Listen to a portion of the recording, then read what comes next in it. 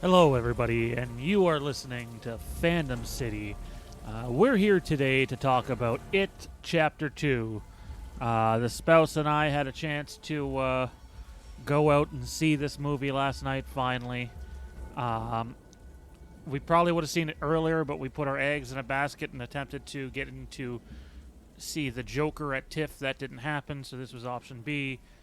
And we seen the sequel to It from 2017, which my lady and I also seen back then when it first came out.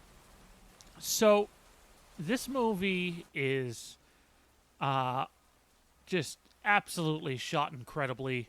The visuals are fantastic. The small town feel is just great. The film was shot in Port Hope in Oshawa, Ontario, which may or may not be right where Fandom City is located. I'll let you guys figure that out for yourselves. So, no, it's not shot in the U.S., even though you see American flags everywhere. That's not the case. It is definitely shot in Canada. Uh, I enjoyed parts of this film. The visuals were right up there. I didn't have a lot to say about the soundtrack, if I'm being honest. At the end of the day, my favorite part of this film was the casting of the adult version of the Losers Club. Jessica Chastain as Beverly was incredible. You would think they waited 25 years and the little girl grew up to be Jessica Chastain. James McAvoy as Bill was fantastic. You could tell that his speech issue wasn't there at the beginning, but the more tense things got, the more it showed up on screen. Bill Hader and James Ransone are the two best actors in this film. If you don't know the actor's name, you might remember them from the first movie as Richie and Eddie. The chemistry is just off the wall, whether it's the youthful flashbacks or Bill Hader and James doing their best take on what those characters would be today. So I thought the adult casting was fantastic. I thought Bill Skarsgård was again great as Pennywise. However, infrequently he might have been on screen. At the end of the day, though, I have to say, everybody, um, I am glad that this was a discount movie day because It Chapter 2 falls drastically short from the first movie. Those that are saying it's close but just not as scary, you're entitled to your opinion. To me, it's not even remotely close. The quality of the first movie is far and away, and when I say first movie, I mean the 2017 version. Um, that movie is far and away better than this one. The pacing is better. This movie is 2 hours and 45 minutes long, and in reality, it might have needed to be 2 hours at the most.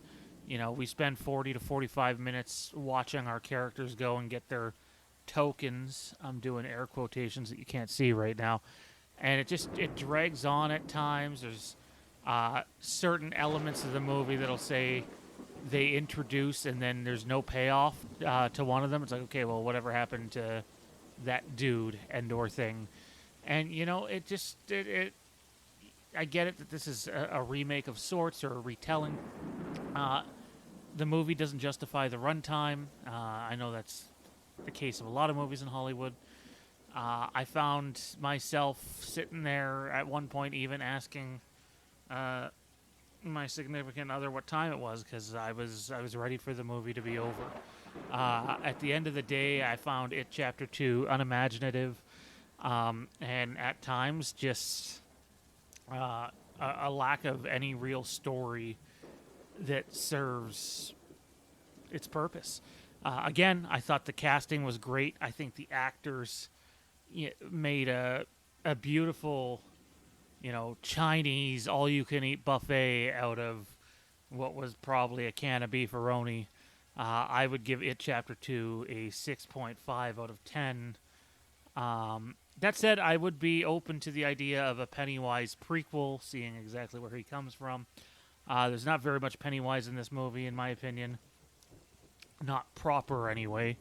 And at the end of the day, I just found myself sitting back at in my chair and not overly enjoying the film. It wasn't a bad movie, but it wasn't a good movie either. It was meh.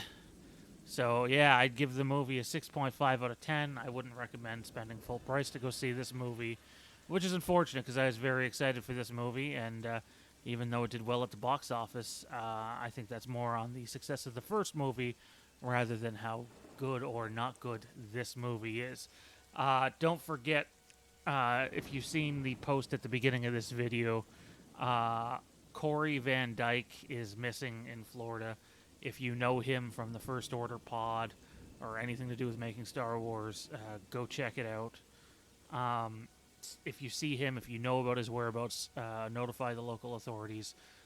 We're really worried about him at this time. I'm Sage from Fandom City. You can follow us on Facebook, Fandom City. If you're a Halloween fan, you can follow us at Halloween Kills 2020. You can check us out on Twitter at Fandom City Pod. Same thing for Instagram. You can email us. You can check out our podcasts on Anchor, Google Podcast, Apple Podcast, Spotify. That's Fandom City Pod. And we will see you next time.